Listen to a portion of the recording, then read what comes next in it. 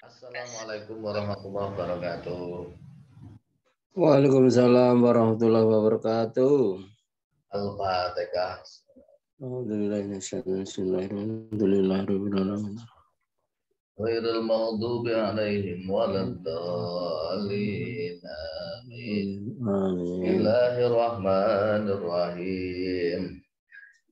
Bab yang diharamkan ketika batal wudu. Batal wudu bisa disebabkan karena empat hal, empat faktor. Satu, karena keluarnya sesuatu dari dua jalan, jalan depan, jalan belakang. Misalkan angin atau kentut atau pipis dan sebagainya. Walaupun keluarnya intan permata, tapi kalau keluar dari dubur ya tetap batal. Walaupun keluarnya sirup, kalau keluarnya dari depan ya tetap batal kecuali mani. Kemudian yang kedua, kemarin hilang akal, entah itu karena pingsan atau karena gila atau karena mabuk. Yang ketiga, bersentuhan kulit laki-laki dan perempuan yang telah dewasa. Yang ajnabi, nabi itu orang lain yang bukan mahram. Termasuk yang ajnabi adalah istri. Sehingga kalau ketemu bersentuhan dengan istri tanpa penghalang, tanpa ada hijab, tanpa ada kain, itu misalkan maka batal wudhunya. Kemudian yang keempat itu kemarin ya menyentuh pukul atau tukul dengan efek atau telapak tangan. Misalkan ketika nyebok iana, ya itu batal wudhunya, harus wudhu nanti. Nah, ketika batal wudhu, apa yang diharamkan? Ada empat. Maning takodo wudu'ah haramun harum alaihi arba'atu asya. Ketika kita batal wudhunya, maka ada empat hal yang diharamkan ketika batal wudhu. Satu, as-sholatu, sholat. Ketika pas sholat untuk walaupun titik, walaupun sedikit, gitu aja, ya tetap harus wudhu, batalkan sholat. Dan batal sholatnya terus misah, terus wudhu lagi. Jangan diteruskan, karena kalau haram itu hukumnya kalau dilaksanakan berdosa. Walaupun keluarnya itu hanya angin kecil itu, bahkan tidak bunyi, tapi kalau rasa keluar ya tetap batal wudhunya, sehingga sholatnya juga batal, harus wudhu lagi. Kemudian yang kedua, ketika batal wudhu tidak boleh atau haram dilakukan adalah at-tawaf wa tawaf. Tawaf itu mengelilingi Ka'bah ketika ibadah haji, ya, ibadah haji di Makkah. Kalau latihan tawaf manasik haji ya tidak apa-apa, bukan cuma latihan. Ya, kalau kita mau naik haji kan biasanya ada manasik haji, latihan haji. Ya itu tidak butuh ya tidak apa-apa, makanya latihan. Tapi kalau yang asli ini ibadah haji, ketika tawaf ya ketika batal wudhu ya harus mengulang lagi wudhu lagi. Tapi ketika di sana itu biasanya nanti ada intikal madhab. Kalau tawaf itu intikal madhab itu ada madhab lain yang membolehkan bahwa ketika persentuhan laki-laki dan perempuan itu tidak apa-apa.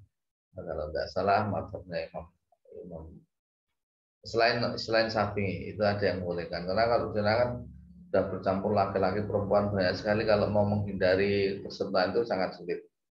Tapi kalau itu nanti dibahas ketika pas mau naik haji. Tapi di sana nanti biasanya ada intikal madhab namanya, ada pergantian madhab karena sulit menghindari untuk tidak bersentuhan laki-laki dan perempuan di sana. Katanya saya juga belum naik haji, gitu. Kalau naik yang lain. Kemudian yang ketiga, masul mushaf ya. Tidak boleh menyentuh Al-Quran, menyentuh saja tidak boleh. Sehingga kalau dalam Al-Quran itu, kalau kita punya Al-Quran, Quran jenengan lihat aja di sampulnya itu pasti ada tulisan la yamassuhu illal mutahharun. La yamassuhu, tidak boleh disentuh Illal mutahharun, kecuali orang-orang yang suci. Ya, kalau batal wudu tidak boleh menyentuh Al-Quran, mushafnya nggak boleh disentuh. La yamassuhu illal mutahharun. Kalau minhum beda lagi, kata-kata la yamassuhu illal mutahharun itu maksudnya yang tidak tersentuh oleh malaikat, itu kalau minhum. Ya. Tapi kalau kita di madhab mayoritas Indonesia Syafi'i itu lebih berhati-hati lagi bahwa Al-Quran itu tidak boleh disentuh kecuali oleh orang-orang yang suci, baik suci dari hadas maupun dari hadas besar ataupun dari hadas kecil. Sehingga kalau kita mau menyentuh Al-Quran, ya wudhu dulu, harus dalam keadaan suci. Kemudian yang keempat, waham luhu, membawa Al-Quran. Wong nyentuh aja tidak boleh, apalagi bawa. Ya. Wong nyentuh saja tidak boleh, apalagi membawa Al-Quran. Al-Quran yang mushaf itu ya, dalam arti kata Al-Quran yang mushaf itu. Nah, terus apa namanya, ya etika kalau kita bawa Al-Quran itu kan juga banyak. Bawaannya harus bagaimana, harus di atas pakai tangan kanan gitu. Ya tidak sembarangan gitulah. Kita tidak seperti membawa kayak buku biasa, harus kita muliakan. Karena itu kalamullah, isinya adalah kalamullah. Sama-sama kertasnya, tapi kalau ada tulisannya 100.000 ya nanti beda beda beda nilainya. Sama-sama kertasnya, kalau ada tulisannya sertifikat kelulusan sarjana itu ya beda. Sehingga perlakuannya itu jangan disamakan dengan kertas biasa, apalagi ditaruh sembarangan. Kalau alam, masya Allah, kalau kita lihat ada Al-Quran yang diletakkan di lantai itu, masya Allah, itu kurang memuliakan, itu adabnya kurang. Kalau alam, itu tetap diambil, taruh di atas, jangan sampai samakan dengan buku-buku biasa. Kadang kita melihat ada Al-Quran yang diletakkan di bawah itu, ambil aja, taruh di atas, jangan disamakan dengan buku-buku yang biasa. Jadi saya ulangi lagi, ada 4 hal ketika batal wudhunya. Satu, tidak boleh sholat haram. Sholat haram itu kalau dilakukan berdosa, haram ya sholat, bertawaf. Yang ketiga, memegang Al-Quran, masul mushafi. Yang keempat adalah wahamluhu, membawa Al-Quran. Saya lanjutkan satu bab lagi.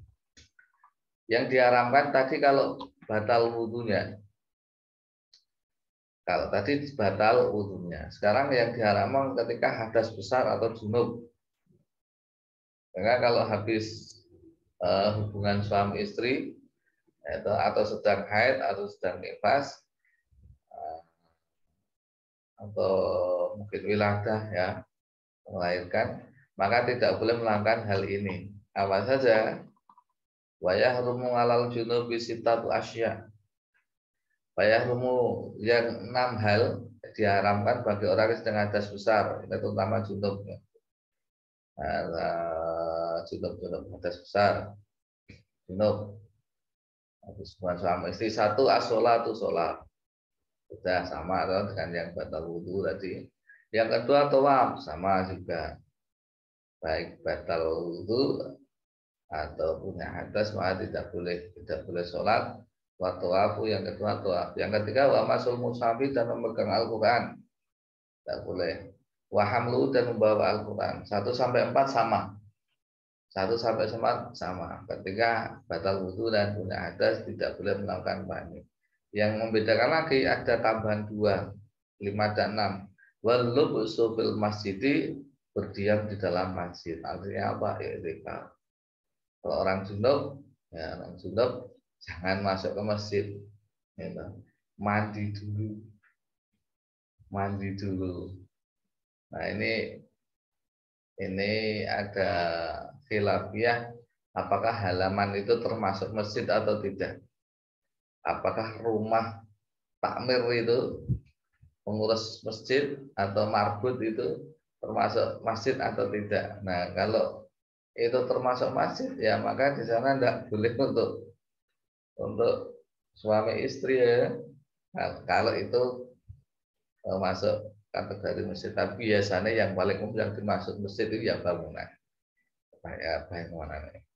Karena apa? Ya karena kalau di luar masjid itu masuk kategori masjid, nanti kamar mandi itu juga dianggap masjid. Padahal kamar mandi itu ya tempatnya orang buang hajat. Ya, itu. Sehingga yang dimaksud itu mayoritas di sini itu adalah bangunan masjid itu. Nah, sehingga orang kalau tidur masjid itu kan dilarang kan. Nanti tidak apa ya, dikhawatirkan itu nanti tidak itu mimpi basah. Nah, itu kan dia jadi junub, jadi haram. Ya, di masjid itu dilarang tidur di masjid itu maksudnya itu bukan nanti kok malah ganggu sholat itu tidak. Itu bukan nanti ganggu sholat itu bukan.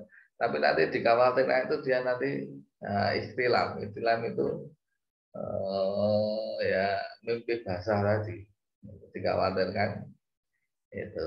Nah, itu juga khilafnya apa bangunan itu termasuk serambi atau enggak ya, biasanya itu yang dimaksud masjid itu ya tempat pesolatan utama, ruang utama biasanya itu. Ya kita ikut pendapat mayoritas saja ya, karena kalau yang namanya fikih itu ya banyak perdebatan ya, tapi kita pakai mayoritas. Kalau ikut mayoritas lebih aman. Ikut mayoritas itu lebih aman. Ya. Lalu usul masjid. Nah, tapi kemudian ada yang ada yang apa namanya? Ada yang ini jadi kalau kategori masjid adalah yang juga untuk sholat, maka berarti di luar itu ada di luar masjid. Nah, ini terkait dengan sholat Jumat. Kalau ada sholat Jumat, ya toh, ruang utamanya itu kalau misalnya sudah penuh, maka pintu itu jangan ditutup, biar nyambung softnya dari yang dalam masjid sampai keluar. Kalau ditutup, ya sudah tidak satu ruangan. Nah itu kalau dalam fikih nanti ya tidak nyambung softnya, sholat. Ya, itu sehingga nah ini kita ikut mayoritas pendapat ulama satu bahwa haram ketika junub itu melakukan 6 hal ini. Yang keenam adalah wa qiraatul Qur'an, tidak boleh membaca Al-Qur'an. Jika bagi ibu yang haid kan tidak boleh baca Al-Quran, baca doa saja atau baca sholawat saja. Sehingga kalau wanita ya agamanya tidak mungkin sempurna, karena dalam 1 bulan itu pasti dia kan haid gitu. Nah ketika haid kan tidak sholat, tidak baca Al-Quran, ya libur ya. Libur. Kalau kamar kota pengen libur ya jadi perempuan lagi libur seminggu gitu. Wah enak ya tidak sholat ya, bukan enak. Ya tidak ada kesempatan untuk dapat pahala gitu. Jika wanita agamanya tidak sempurna itu karena ya ada hal itu. Saya kira itu 2 hal yang bab yang kita sampaikan. Alhamdulillah kalau sudah dipahami lumayan lah. Setiap hari sedikit demi sedikit tambah ilmu. Siap. Alhamdulillah. Ada yang mau disampaikan atau yang ditanyakan? Kalau tidak ada saya tutup. Jadi sedikit non sewu mengenai tadi itu memegang Al-Quran. Yang dimaksud Al-Quran itu buku Al-Qurannya itu, Nji? Ya, mushafnya. Mushaf. Ya. Kalau di HP itu kan ada aplikasi Al-Quran, bagaimanakah? Ya. Nah, tidak itu boleh membaca juga, Nji? Itu Basul Masail itu ada pendapat begini, kalau itu HP, ketika HP itu tidak dibuka aplikasinya, aplikasi Al-Quran itu tidak dibuka, maka tidak apa-apa. Dibawa tanpa kita wudhu, HP-nya tidak apa-apa. Tapi kalau dibuka HP-nya itu pas aplikasi Al-Qurannya dibuka, ya kita harus wudhu karena itu menjadi Al-Quran. Ya, itu hampir sama pendapatnya ketika ada kita Bagaimana kalau ketemu dengan hafid itu kan orang-orang yang hafal Al-Quran gitu. Iya. Ada yang menambahkan kalau kita ketemu hafid salamannya aja tidak boleh kalau kita tidak berwudu atau kita tidak Tidak suci. berwudu. Ada juga pendapat seperti itu. Tapi mayoritas ya tidak apa-apa. Dia waktu itu pasti tidak membaca Al-Quran. Oh, iya. Nah, itu Ji. ada pendapat. Jadi, artinya kalau pakai HP, kalau aplikasi Al-Qurannya dibuka ya otomatis kita harus wudu. Tetap Tapi wudu. kalau tidak dibuka Iya. aplikasinya ya tidak apa-apa, itu jadi HP biasa. Ya. Itu Siap. cukup. Ji, matur suwun. Semoga bermanfaat. Assalamualaikum Amin, warahmatullahi amin. wabarakatuh. Waalaikumsalam warahmatullahi wabarakatuh.